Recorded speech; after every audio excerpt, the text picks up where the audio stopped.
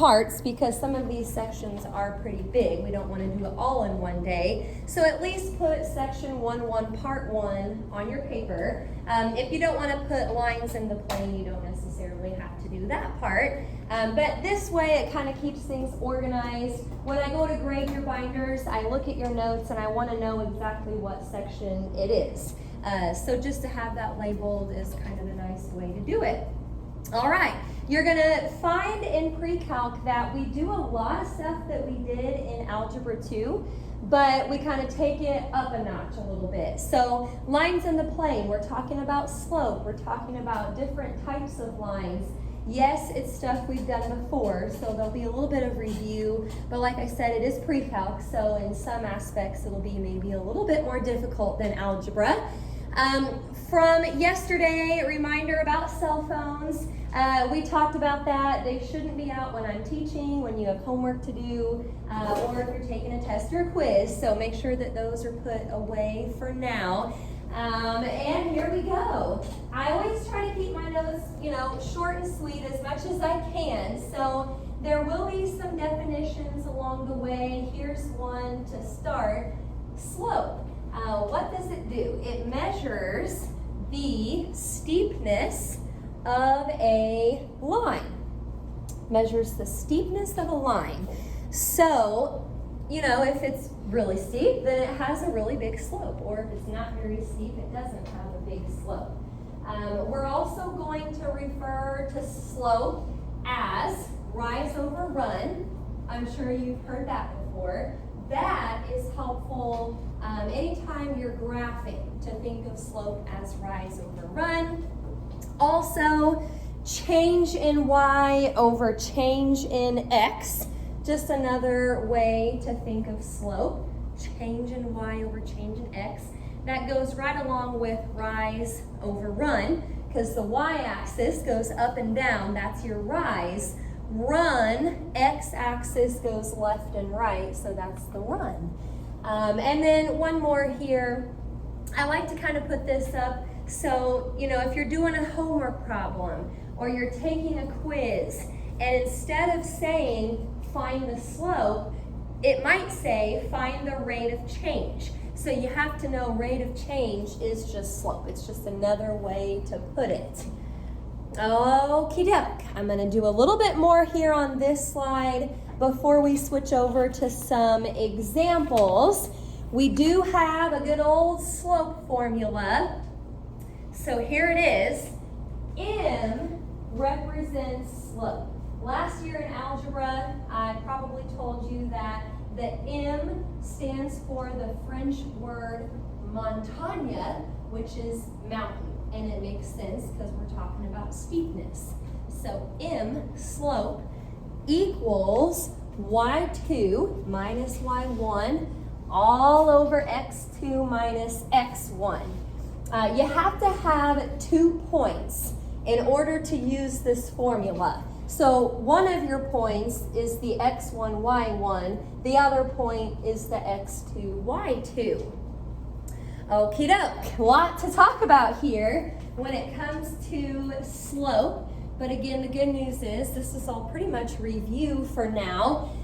Slope, there's like 3 different types of slope. So on your paper, I've got this coordinate plane here with a line going up from left to right. You don't have to get real particular in your notes. If you just want to put a line that's going up from left to right somehow, again, it doesn't have to be exactly like this one, just as long as it is going up from left to right. That would be a positive slope. Okay, we read graphs just like you read a sentence. You read from left to right, and that's how you read a graph, from left to right. If it's going up, it's positive. It also can be negative. So again, on your paper somewhere, just put a little line going down from left to right. You don't have to get real particular, but that would be a negative type of slope. Okie doke. And then I said 3, I meant 4. There's a couple more here to list. We've got a slope of 0. This is a horizontal line right here. We'll probably talk about horizontal and vertical lines here in a little bit. Again, it doesn't have to be right where mine is. It can be anywhere, just as long as it's horizontal. That's a slope of 0. Rate of change. If you imagine walking on this line, it would be almost like the floor. As long as it's level, you're not changing. You're not going up, you're not going down. It's just a slope of 0. Nothing's happening. Now, the only other type of slope that we'll run into is an undefined slope. So anywhere on there, just put a vertical line. You can label it vertical if you want. All vertical lines have an undefined slope. I mentioned walking along that horizontal line earlier. It doesn't change, it's a slope of 0. You can't really walk on a vertical line. That would be like walking on the wall. So undefined, you just can't do it. Okie doke. What we're going to do today is just some different types of examples, all kind of about slope. We might be using the slope formula. We might be graphing a little bit with the slope. Again, though, today is mostly review, so that's usually a pretty good deal. Now, with each set of examples, I always put the directions up. And if you had me last year, you know that I'm a firm believer in copying the directions into your notes. I know it's kind of annoying, but the good part is I try to make my directions similar to what the book says, or actually more so, I make my directions on a test or a quiz just like this. So if you can kind of match up the same types of problems, you'll know how to do them. This says, sketch the line through the point with the indicated slope. Sketch a line through the point with the indicated slope. I mentioned you'll need graph paper. If you're putting everything on graph paper, that's fine. If you're just putting the graphs on graph paper, that's fine. However you want to do it works for me. But we are going to be sketching here. So with this example, example 1, we may only do one type here. The point that they're giving us is -3, 4. Now, we have, I think, 3 parts to this problem. So for part A, we have to use that point, but then also use this slope. Our point is -3, 4, and our slope is 3/4. It's just a coincidence that we're using 3s and 4s. But let's go ahead on your paper, sketch a coordinate plane. Now, mine is pretty big. I'm gonna look ahead a little bit and let you know how big you need to make yours on your paper. I don't think you really need to go down very far. So if you just wanna leave a couple places maybe under the x-axis, you don't need to go to -10. As far as left and right, probably just out to maybe 4 or 5 each way would be fine. Again, my coordinate plane is a little extra, a little bigger than we need it to be. So maybe about 4 and 5 each way on the left and right. The top part, I think, will go up to maybe 7 or so. So definitely you'll need some more room on the top. Okie doke. We'll make sure we're all good with that before we start to graph. Been a while since we've graphed, so we'll have to see how this goes here. Anytime you're sketching a line, you have to start with the point. So that's where we'll start. The point here is -3, 4. So remember, you start at the origin. The first number, that's your x coordinate. That's how far you move right or left. Since it's negative, we're going to go left to -3. Then the second number is the y coordinate. It's positive, so that's going to go up to +4. You're not thinking rise over run when you graph points, just when you go to do your slope. So here we go. I actually haven't tried to write on my smartboard yet this year, so let's see if this works. Oh boy, what a treat. It does work. That's good. So from this point right here, this is our slope. We're going to rise 3. So go up 1, 2, 3, and then run. This is +4. That's why I'm pointing to the right. 1, 2, 3, 4. 2 points is really all you need to make a line. So if you feel wild and crazy this morning, you can do that slope again. Go up 3, right 4, or even down 3, left 4. That will give you another point on the other side. Now we're going to do a couple more parts to this. So next to that line somewhere, maybe label that with a little A, so we know that's the line for part A. We're also going to have a part B and a part C. You can do this in your homework too. You don't have to make a separate coordinate plane every time you have to sketch a line. Be a little bit easier just to put them on the same. Okay, part B. We're actually using the same point, -3, 4, but now the slope is -2. So my point, remember -3, 4 is right here. This is where we're starting. Now we have a different slope.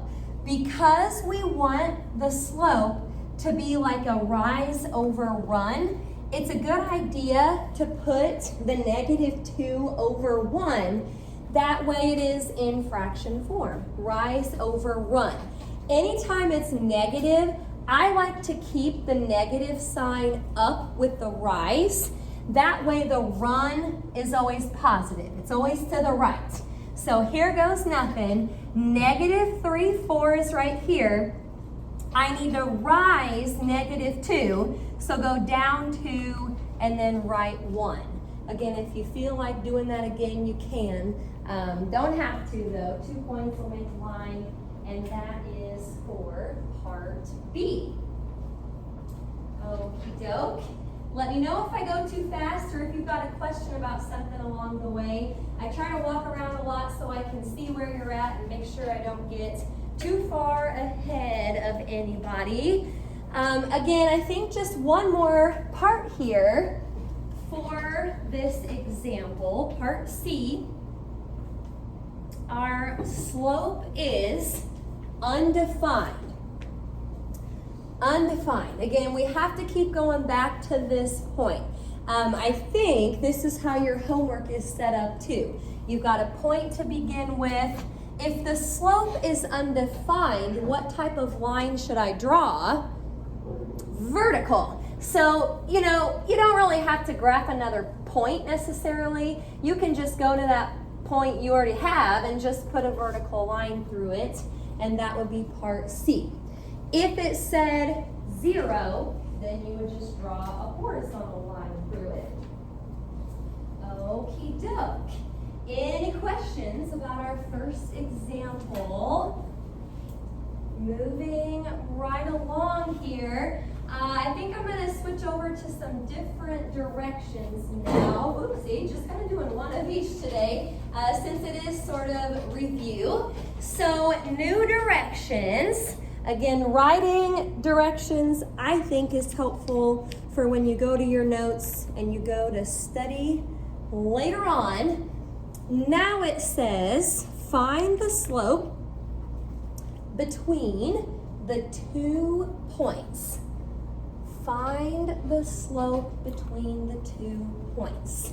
So I've got up here that this is example 2, but there's going to be a part A and a part B. So I have up there right now a part A. I'll give you some time to get that copied. We need to find the slope between the points -1, 4, and 6, 0. It's always good to write the original problem down. Otherwise, when you go back to look at your notes later and you just have your work and the answer, but you don't really know what you started with, that's not going to be very helpful. You got to have what they gave you. And that's what they're giving us here for this one. Now, if you love graphing, I guess you could graph those and kind of do like the rise over run to see what your slope is. But if you're like me, I'm not a big fan of graphing unless I have to do it. So if you have 2 points, best way to find the slope is probably just use the slope formula. y2 minus y1 all over x2 minus x1.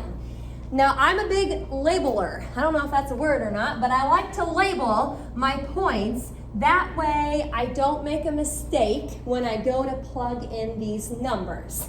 So technically, it doesn't matter which point is the x1, y1, and which one's the x2, y2. But, I mean, it just kind of makes sense, I guess. Maybe we'll label the first one x1, y1. That is going to be my x2, y2. Again, I like to label. That way, I put things in the right place. So here we go.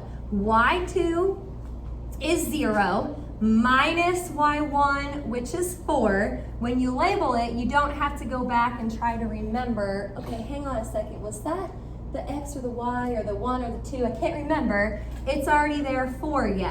Now be careful on bottom. 6, this is the x2, 6 minus negative 1 should turn into 6 plus 1. So actually, you end up with a negative 4 over 7.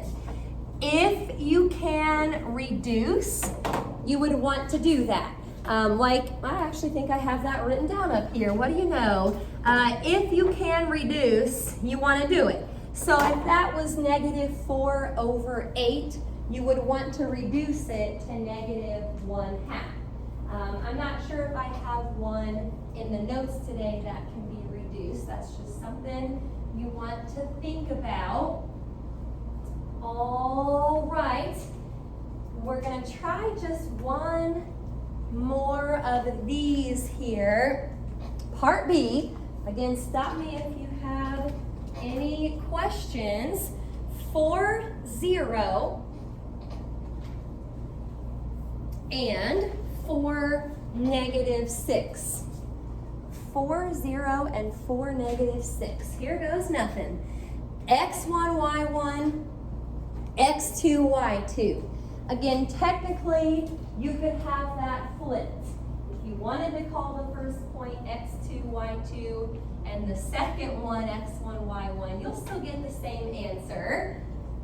Okay, well, when I start to plug these in, y2 is negative 6 minus y1, which is 0, all over 4 minus 4. Now, if you keep kind of simplifying this, you end up with a negative 6 on top and a 0 on bottom. Now, and this is not really just for slope, this is kind of true anytime you have a 0 in your fraction, you need to keep simplifying it. Now, if the 0 is on, I'm going to say top first. We'll get to the bottom here in a second. If you have a 0 on top, let's say, 0 over negative 6. You can actually take your calculator if you want, type that in. 0 divided by anything is 0. Now, if you take your calculator and type this in, negative 6 divided by 0, you're going to get back an error. You can't divide by nothing. That doesn't really make sense. So anytime the 0 is on bottom, you want to keep going and say that your slope is actually undefined. My algebra teacher when I was in high school always said 0 on the top is okay. It just turns into 0. But 0 on the bottom, no way. 0 on the top is okay. 0 on the bottom, no way. That's when you've got to keep going and say it's undefined. You could also graph those points. It would be a vertical line, which we already knew had an undefined slope. Okie doke. Any questions about the old slope formula? I've been doing that for a while. Well, we're gonna keep rolling here. I don't usually have this many different sets of directions in the lesson, but again, this is kind of review stuff here, so we're rolling. Next one, use the point and slope. Use the point and slope to find 3 additional points. I abbreviated points just so it would fit. Use the point and slope to find 3 additional points. This is a little bit different here as far as what the directions are asking us to do. We got to find 3 additional points. Well, there's the point we have to start with, 4, -1, and the slope is 3. So just from this information, we have to figure out 3 more points that would be on this line. Anybody have an idea of how we could do that? We have a point, we have a slope, we gotta find 3 more. Well, I'll let you in on what I kind of thought to do first. I mentioned earlier I don't really like to graph unless I have to.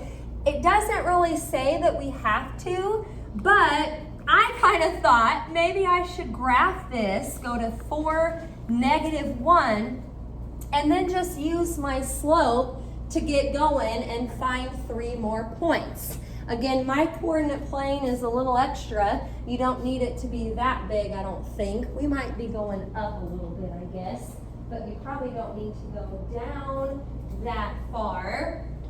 I don't know, let's just try it this way and see what happens. Now there's probably other ways we could do this, so we may talk about that here in a minute also. Alrighty, 4, -1, here goes nothing. Right 4, down 1, that's our starting point.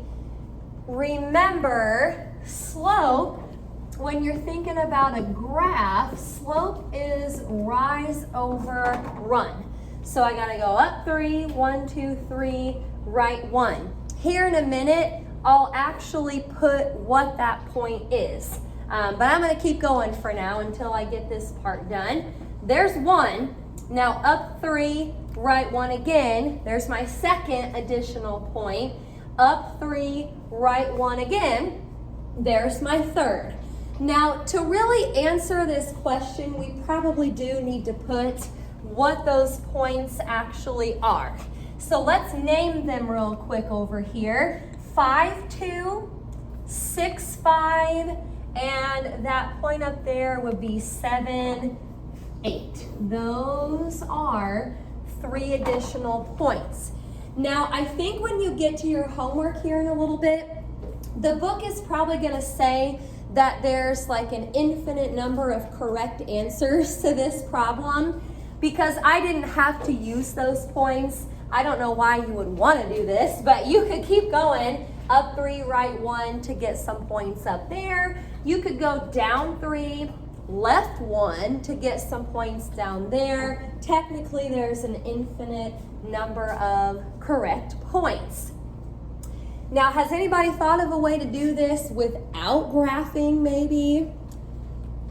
Seems like in the past, graphing has always been kind of our first thought. I'm going to throw something else at you here in case you like this better. It's always good in math to give different approaches if you can. Another option to this problem, so maybe you don't have to graph, is to think of this slope as change in y over change in x. Let me show you how this would work. If you go to this point right here, remember x comes before y in the alphabet, and x comes before y in a point. So if the change in y is +3, you could take this y coordinate and just add 3. -1 plus 3 is 2. 2 plus 3 is 5. 5 plus 3 is 8. Change in x is +1. There's x. So 4 plus 1 is 5, plus 1 is 6, plus 1 is 7. That's just another option if you like that better and you want to maybe avoid doing some graphing. Alrighty, not always, but a lot of times there's different ways to do a problem in math. Questions about number 3? All right, we've got one last topic here, moving right along. We're gonna just end the lesson with a couple problems about slope-intercept form. So before I put the directions up, I just wanted to put what slope-intercept form is. Hopefully you remember this. Y equals mx plus b. Now I'm going to label a couple things.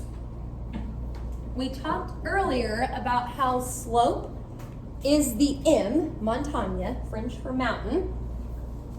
Okay, and then the b over here, I tried to Google, why in the world do you use b for a y-intercept? But I only found something about standard form, ax plus by equals c. Somehow the b comes from that, I don't know.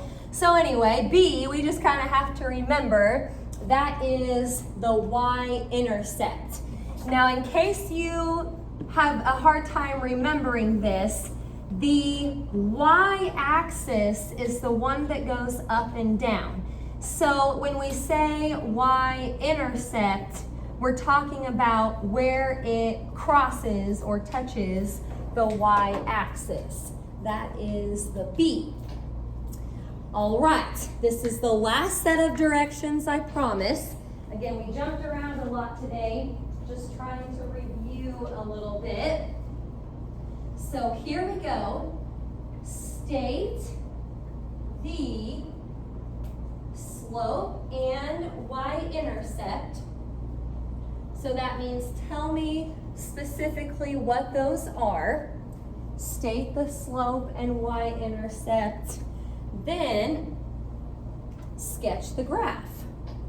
So we got a couple things to do here. We got to state the slope and y-intercept, and we're going to sketch the graph. All right, here goes nothing. Number 4. 5 will be our last one today.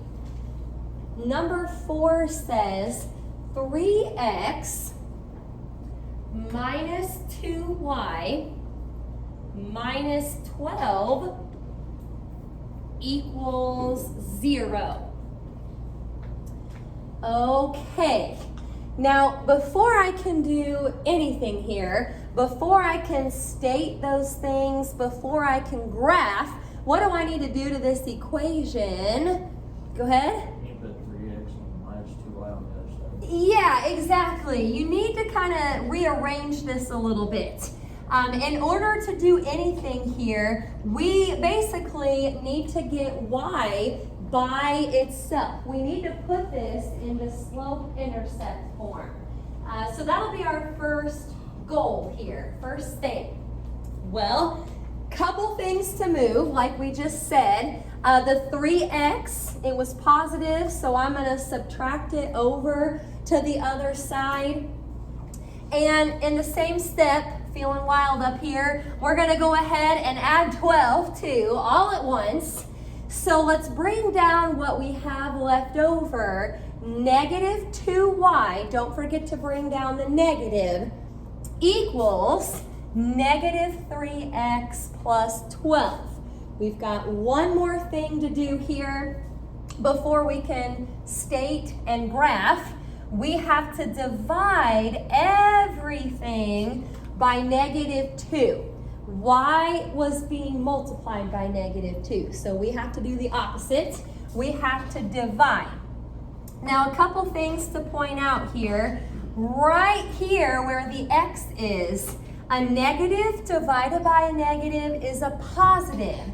And also, I kind of want to pull that fraction out in front of the x, just because that's how slope-intercept form is.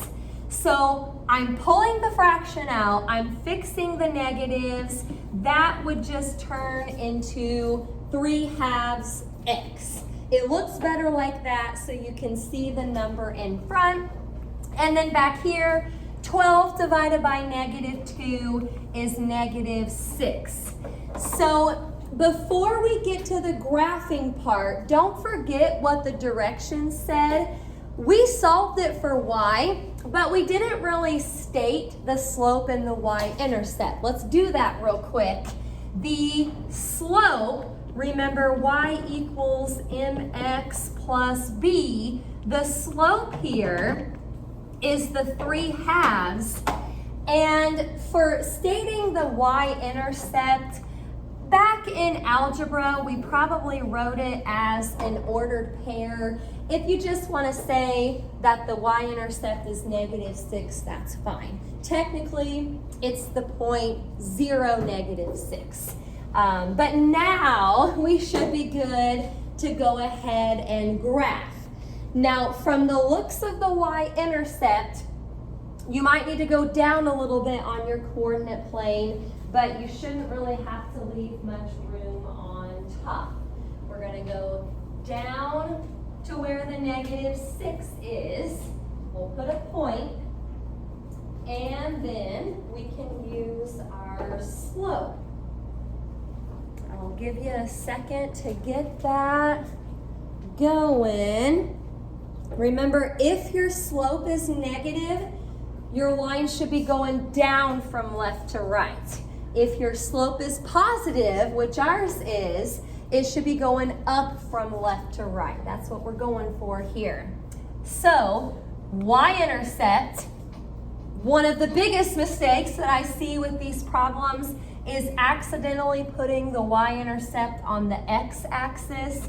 That would be the x-intercept. Make sure that you went down here, and then up 3, right 2. 2 points is fine. I went a little bit further, but you don't have to do that. Just a couple points will work, and there's our line. Okie dokie. Solve it for y first. You gotta do that before you know what the slope is, and also what the y-intercept is. Okie dokie. Any questions about number 4?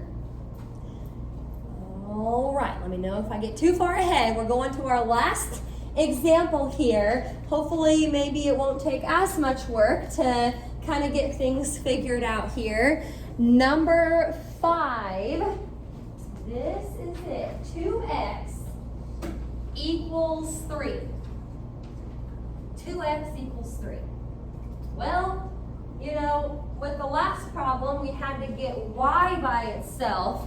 We don't even have a y in this problem. So let's go ahead and just solve this one for x. That's our only variable here. X is being multiplied by 2, so we can divide by 2 to get rid of it. And now the equation says x equals 3/2. All right, we can't really use slope-intercept form to help us with this because we don't even have a y. So at the top here, I'm going to put up a rule for those special types of lines. I'm going to actually do both of them, even though this is the one that I need for this problem. What you want to remember is X equals a number. That is not hashtag, that is a number symbol in this case. X equals a number is vertical. There's a vertical line. Now again, I don't have an example in the notes today of a horizontal line, but I wanted to go ahead and put the rule up here in case you see it in the homework. Y equals a number is horizontal. That's just something to tuck away for later if you need it. So to graph this line, I guess first, if you wanted to kind of think of it as a decimal instead of a fraction, you could. That's the same as like 1.5.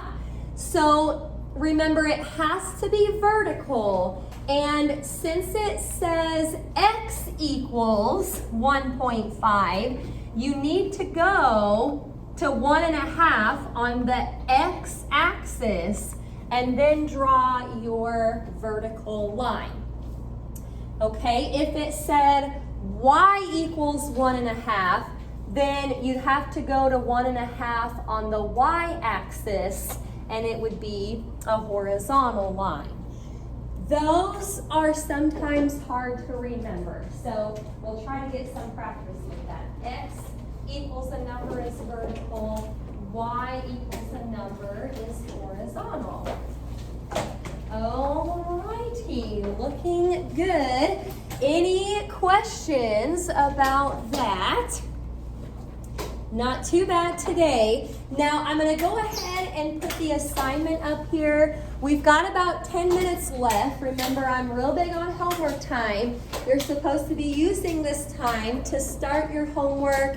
I'm not sure. Oh, we didn't really state the slope and the y-intercept. Well, sorry about that. If you've already put your notes away, this is probably something we should do, going back. Since it's vertical, you may have already done this. The slope is undefined.